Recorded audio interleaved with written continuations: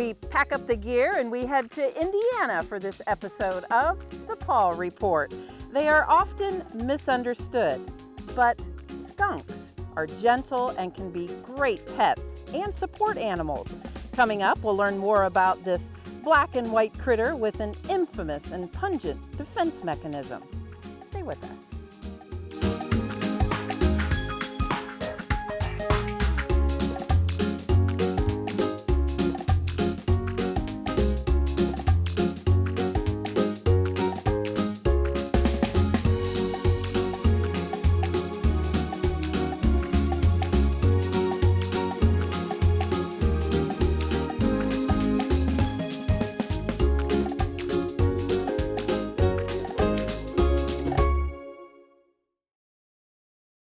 The Paw Report on WEIU is supported by Rural King, America's farm and home store, livestock feed, farm equipment, pet supplies, and more.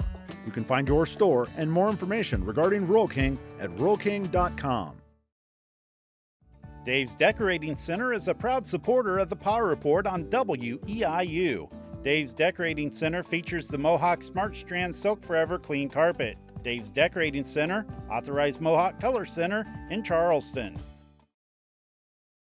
Do we have a surprise for our Paw Report viewers on this beautiful day that we're recording west of Indianapolis at the Indiana Skunk Rescue organization? And our special guests today are Julie McLaughlin and Heather Blaney, and they have brought with them some, yes, they have on their laps and cuddling and loving some precious skunks. Thank you so much for joining us. You guys light up when we talk about skunks. Skunks are all around us. Yeah. Julie and Heather, thank you so much for joining us. You know, your first time guests on the Paw Report. I'm so glad that I found information on your organization and you featured on another news outlet story. But we always put our guests on the spot when we have new guests to the show. So you're going to introduce yourself. So Julie, I'll start with you. Hi, I'm Julie McLaughlin. I'm owner and founder of Indiana Skunk Rescue. I've been doing it since 2017. I got all my licenses and permits by 2018. I'm the only skunk rescue known in the United States that helps both domestic and wild skunks, and I absolutely love it. I didn't think that there would be much need to help wilds. I just don't hear about it. I mean, how often do you hear of a wild skunk needing help? But I help over 100 domestics a year and over 100 wilds a year. Right now in my house, I have 64 wild baby skunks that were orphaned. Wow. Wow, that is a job. Yes. We're going to get into that. Heather, you have another story too, so introduce yourself and who'd you bring along today? My name is Heather Blaney. I work at Knox County Central Dispatch. I'm a 911 dispatcher. This is Nugget, who is loving being outside right now. And we actually got our domestic skunks from Julie, and we reach out to her and get the information that we need, and we use Nugget for a lot of our educational things with 911, so he kind of comes with us and draws people in, and then we tell them what they need to know about 911. Sure. So. You know, skunks get a bad rap, obviously. Myself included, our crew, when we were driving here, I think we all said, are we going to get sprayed? And I said, no, we're not going to get sprayed. So they actually, obviously, with Heather holding Nugget there, they make good pets. They are good social animals. You know, they're just all around neat little critters. So They are. Yeah, well, you love them. You both love them. Why are they? There's something special about when a skunk takes to you as their person. It's hard to explain. It's not like a dog comes home and they're excited to see you and it's just kind of like an automatic given that the dog's going to love you as its person. But if a skunk accepts you as its person, it's just a unique experience. I don't know how to explain it. I really don't, but I know you know what I'm talking about. Mm-hmm. Yeah. Skunks bond with one person, and that's their person. That's who they love, that's who they go to, and then they tolerate everybody else. Sometimes they'll like kind of bond with, two people, but usually it's one person, and like she said, that is their person, their life, and it's nice. They don't smell, the domesticated ones. They're descented. They're kind of like a mixture between a cat, a dog, and a ferret, all rolled into one. They're very intelligent. They use a litter box. Yeah. They can be So, trained. We're going to yes. talk about that. Heather, they're good support animals. And you spend a lot of time with Nugget and your other skunks. Nugget is just, He doesn't today. usually do this. Yeah, he's like, this is awesome though. But you are firsthand, you have firsthand knowledge of Nugget being a support animal, and your other skunks that you have at home, you kind of rotate them. What's that like? You know, It just honestly depends on the personality of the skunk. We have several at home, and Nugget is our most socialized, and he's the one that does the best out in certain situations. We just started taking him out when he was a baby and getting him used to noises and kind of getting him used to, I guess, people and crowds. But we do have a couple of pet skunks, domestic skunks, that aren't interested. They're happy at home. They don't want to be out in public, and they don't want to deal with other people. And so it does depend on the personality of your skunk. now when you're at work, you get a lot of tough calls. Yeah. And having Nugget or one of your pets can be calming, not Yeah. just to you, So but your coworkers. He does Isn't not. he calming right Yeah, now? I know. So at work, all he does is we bring his crate. That's kind of his safe place, and then he's got a bed, and he just lays in our lap. And he's definitely laid in my lap while I was giving CPR instructions to somebody. And then right after we ended that call, I was just like held him up and held him. I promise, at work, he is just weighted blanket. He's not moving around like this. He's being good. He's being really There's good. just a lot of yeah. smells and other Oh, yeah. and other skunks For around him. what? I mean, people need to understand what He's does. loving it. That is like 1 in 3,000. That's not a skunk's nature. Skunks are prey animals. They're not predators. So for him to be able to go in and anybody can hold him, anybody can love on him, he can go everywhere. That is 1 out of thousands. Because they're afraid of people. They bond with the one person and they don't want everybody else messing with him. So he is absolutely exceptional. Yeah. His Now, can personality. everybody have pet skunks? I mean, we're obviously in Indiana. It might be different. We're in Indiana. We've traveled from Illinois, but there are different rules in different states. Yes. And you know that, you've got permits and Yes. regulations. I'm USDA 501c3. I have every permit and license that the state of Indiana offers to be able to do this. I have 7 or 8 altogether. And it depends on your state. Like, we can have them in Indiana. We can pretty much own anything that we want to in Indiana with the proper permitting from our DNR. In Michigan, you can have a skunk, but you can only have it in Michigan. Like, you can't get a skunk from me and take it into Michigan. It has to be purchased in Michigan. In Illinois, you're not allowed to have a skunk. I'm going states around. Sure. Missouri, you cannot have a skunk. Ohio, you can have a skunk and you can import.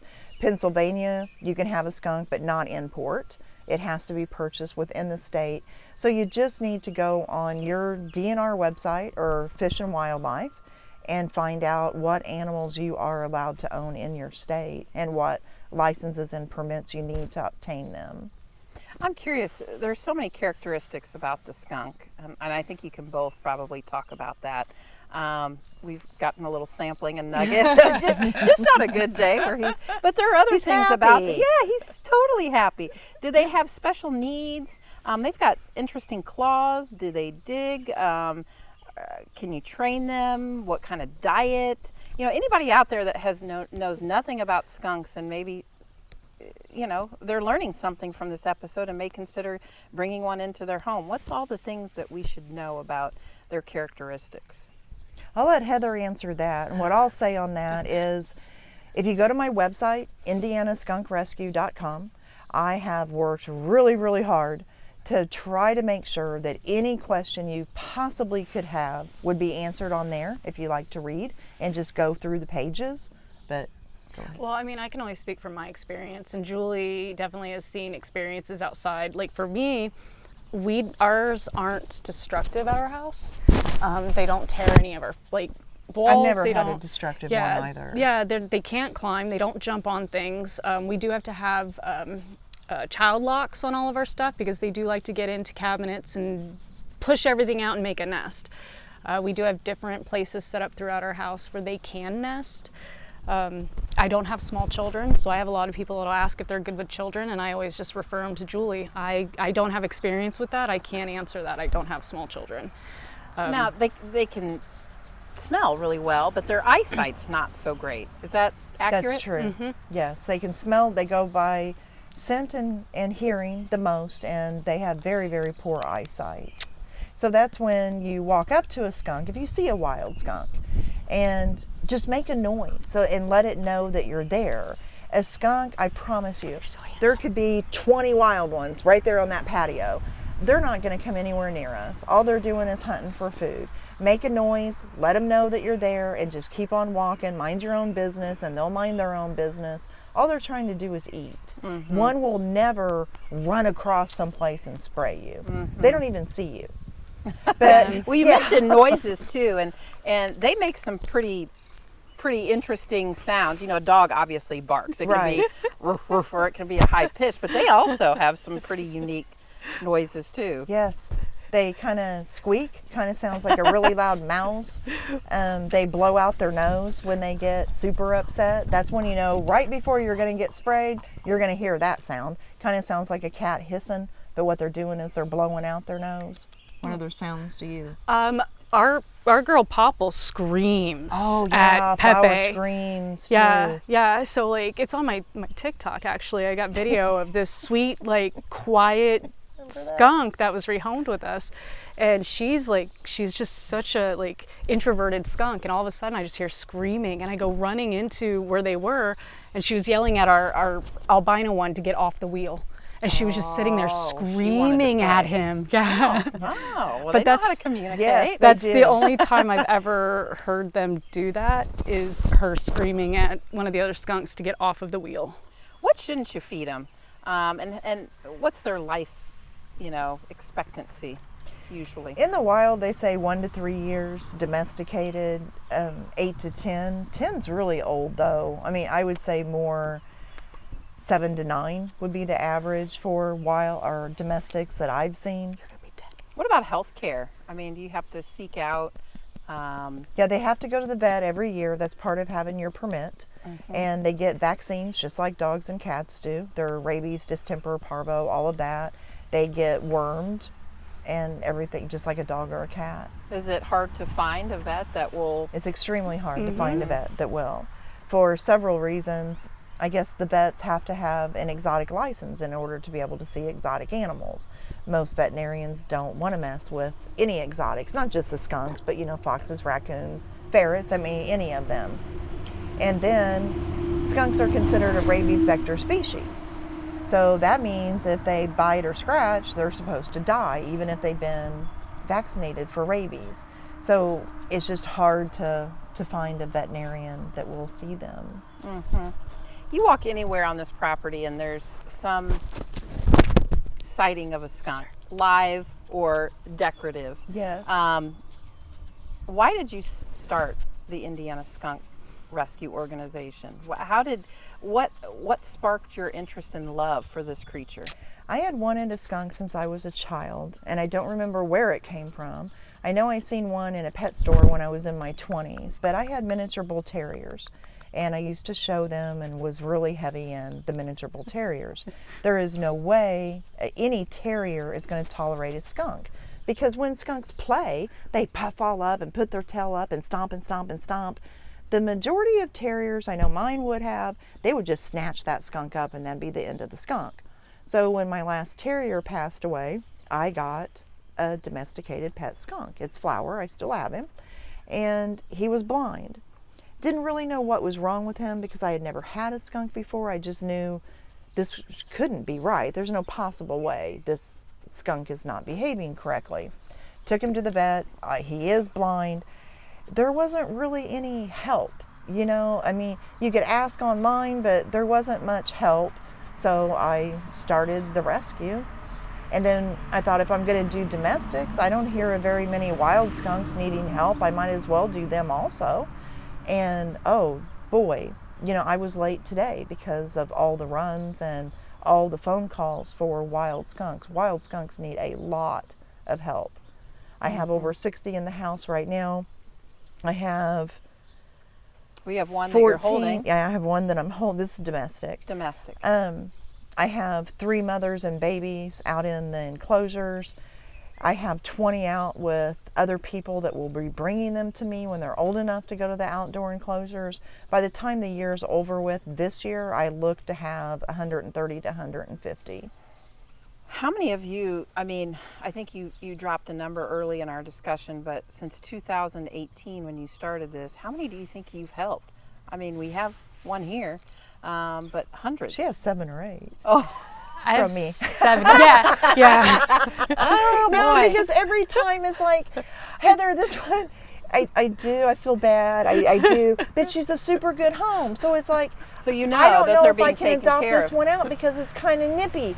And then her and her husband come and get it. And it's like, oh my goodness, I had these turned in and they're 10 and 11 years old and there's 3 of them. And then 2 hours later, Heather and Ryan pull in the driveway. So I have slammed them, and I so appreciate them so much because a lot of the ones that I give them, I wouldn't be able to adopt them out to anybody else, and they're a super good home. And so now they have 7 Yeah. of them. Yeah. So how many over since And- 2018 do you think that you've helped? 600. I would say close to 700 domestics and close to 1,000 wilds. Do people get you when you say, you know, my passion is skunks? No. And I run this skunk organization. I mean, they No. probably look at you like, Yeah. They call What me in the world? Yeah. They call me the skunk lady, and then one animal control guy said I was the crazy skunk lady. And- well, I don't think you're crazy. so, you know, they don't get it because there's so many misconceptions about skunks. They think that if you just look at a skunk, it sprays you, and that's not true, not at all. Mm-hmm. It takes a lot to get a skunk to spray. How did, Right, how did She's not going to share that story. So, how do you come in contact with them? I mean, is it the general public? I live out in the country. If I find baby skunks and I'm like, oh, I don't know what to do with them, I would call you. Or how do you get all of them? Unfortunately, every litter of wild babies that I have right now, even out with other people, because like I said, there's 20 out with other people, sub-permittees, other rehabilitators that don't have enclosures for when they get older, that will be bringing them here to put in my outdoor enclosures, and then I'll finish them out and release them. All but 2 litters is over people's chickens. Because what happens is they love eggs. They absolutely love eggs. There's exceptions to every single rule. There always is. But 99% of the time, a skunk is not going to harm your chicken. It's not going to happen. What they do is a raccoon or a mink get the chickens, a possum gets the chickens, and then this slow, blind skunk comes along and starts eating the chicken. It gets caught eating the aftermath, and they pay the price for something they didn't even commit. Other than they will get in and get your eggs all day long. They'll get your eggs, but they're not chicken and duck killers. So 90% of the time, they kill the mother because they think she's hurting their chickens or anything else on their property, or out of fear. You know, she was underneath the deck. I'm afraid my dog's going to get sprayed. I can't have my grandkids over because it's going to run out and spray. No, she won't. She won't. But they kill her, and then a few days later, the babies are starving to death, so they start coming out, and they don't have the heart to kill the babies, so then they bring them to me, or They I go call catch you. them. Yeah. Well, you know, Or sometimes it's just natural. They get hit, the mom gets hit in the road. I have a lady, she has no idea how the mom died. And I talked to her, educated her. She had a mom and 8 babies. She wanted them gone. After we talked, she was perfectly fine. They were enjoying having them there. They would set their chairs out and watch them come out and eat and everything. Perfectly fine with it. And then the mother gets hit in the road. So she's trying to catch those 8 babies to bring them to me tonight. you know, another important person in your organization is your granddaughter. Yes. And she's with us Very today. much so. She's been waiting patiently, and this is Charlotte. She's going to walk into the picture now. Introduce Charlotte. Charlotte, you're going to have to come a little closer to Grandma so you can get her. Hear the mic. Come Yeah, up here. there you go. introduce Charlotte, and Charlotte, you can tell us who you're holding there. This is one of the domestic skunks that she just got during the week. Aw, how important is Charlotte? I mean, you're Charlotte- teaching her at Yes. a young age, and Charlotte is the future of this rescue. She's the only one. I only have 2 grandchildren, and out of my children, I have 3 children, 2 grandchildren. Nobody has any interest in the rescue except her. So she will be Indiana Skunk Rescue when I pass away or retire. It will go all to her. She's been helping me since she was 3 years old. And she knows as much as I do, it seems like. And she absolutely loves it. She's super good at it. She brought a little baby, it may have been that one, that its little eye, she needed to put eye medicine in its little eye, and she instantly knew exactly what to do, what medicine to get. Charlotte, what's it mean to you? How come you like skunks so much? Probably just because I was around them a lot when I was littler, and now that I'm older, I like them a lot more. And you're used to them, Yeah. so you know how to handle them. Yeah. Excellent. Tell me some fun facts about skunks. And you have quite the list on your website. So what are some things about these cute animals that maybe most people don't know? They're immune to venom. Oh, interesting. No, would you tell them what you told me about city skunks in the country? I don't remember what I told you. So we had firefighters where I work. Oh, yes. And okay. They wanted us to come. They had a skunk, and all the big old firefighters would panic when it would come across the street with its babies, and they would go into the firehouse, the fire department. And the battalion chief was like, "Hey, Heather, we've got this skunk. Can you guys take it and take it out to the country?" I said, "Well, let me call Julie." And she said, Everybody calls Julie, don't they? "Yep." And she said, "A city skunk will not survive in the country." Oh. And I was like, wait, what? And she told me that because it's in the city, it's acclimated to finding food pretty easily. And if they're hanging around, there's a food source. And so I went back and I told the battalion chief, hey, this is what it is. And I was like, by the way, if you just make noise, they won't do anything to you. And a few weeks later, the battalion chief came into the dispatch center and was like, just so you know, we all hang out outside now and watch the mom and the baby, and they just walk right past us. And I'm like, that's oh, awesome. good, you guys don't run in and hide now. No. But I thought that was really cool. It's just something Yeah. I never occurred to me that a domestic or a wild skunk. Yeah, wouldn't because survive. when you live in the city, and they have them in downtown Indianapolis, I get calls, and they're in neighborhoods, food is easy.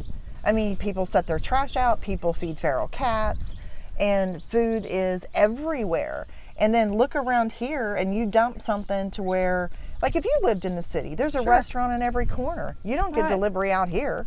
I mean, what are they going to eat out here? I mean, there's stuff out here to eat, but it's not nearly like where they're used to. And they'll just starve to death and die. It was just something I never even would have thought of. No. So I What tell else? a lot of What other people fun things? I am usually never caught off guard. I can't even believe this. Well, This is fun. okay. Okay. Have you smelled skunk spray? Oh, you mean like when they spray? Uh-huh. Oh, yeah, sure. Okay. Especially, and I have to say, it's, if there's one that's been on the road, that's been Right. hit, and there's the spray, unfortunately. Okay. With skunk spray, it has to do with pheromones and how you smell things. Some people, they would bottle it up and perfume it. I've actually had them. Before COVID hit, we used to go out and do a $1 donation for a pet, and you could pet a skunk for a $1 donation, and we would talk about them and stuff. And they would ask me, "Oh, I love to smell skunk. Can you make them spray and bottle it and send it to me, or I'll come get it, or I'll just come out to your house and we'll make them spray." Love the smell of it. That's crazy. Other people, they can't smell it at all. I mean, one could spray them straight in the face. They cannot smell it. And then, of course, the third is how I smell it. And it smells like skunk. It's horrible, absolutely awful smelling. Now, I asked you, it's actually a spray. It's not like It's a spray. like passing gas or something like that. No, it's like it is gaseous. liquid. It's a liquid. It is liquid. They have 2 scent glands, kind of like their tonsils, but at the other end. And they push and it comes out. Now, one thing that people say that kind of upsets me, because it's just not true. I've watched these wild skunks. They say, oh, once a skunk sprays, it cannot spray again for like 7 to 10 days. That's not necessarily true. Skunks have 2 scent glands, and they determine by how afraid they are how much they're going to spray. So if you're just mildly aggravating them and they go, psst, they still have plenty of spray left. They can spray multiple times. But if an animal gets a hold of them, like a dog, here we don't really have that many predators, fox, coyote, or a dog or a human, and they are petrified and they release both scent glands, then yes, it's going to take 7 to 10 days to get it back. But it has to be it has to be a death situation for them to release everything on both scent glands. We have got, unfortunately, about 30 seconds left in our interview. Okay. Quickly, the three of you, real quickly, can say what gives you the most joy about this critter. What makes you the happiest about skunks? The cuddles. Me too. The love. I would say, look at how lovey and cuddles. sweet he is. Charlotte? Probably the same. Yeah. The loves? Yeah. He's Well, just been sitting here. Yeah, the whole time. Like this the whole time. Well, I can tell you, I So we have can close loved. with you holding Aw. Well, what I can tell you is that I have loved this episode of the Paw Report. Thank you. Thank you for having us. Heather, Charlotte, you guys are troopers. We thank you for taking the time out of your day to meet with us. Nugget, you've been awesome. And that wraps up this edition of the Paw Report. So, from all of us here in Indiana, west of Indianapolis, with a couple of skunks and a couple of wonderful ladies that take care of them, that wraps up this episode of the Paw Report. I'm your host, Kelly Goodwin. We'll see you next time. Dave's Decorating Center is a proud supporter of the Paw Report on WEIU. Dave's Decorating Center features the Mohawk Smart Strand Silk Forever Clean Carpet. Dave's Decorating Center, authorized Mohawk Color Center in Charleston. The Paw Report on WEIU is supported by Rural King, America's farm and home store, livestock feed, farm equipment, pet supplies, and more. You can find your store and more information regarding Rural King at ruralking.com.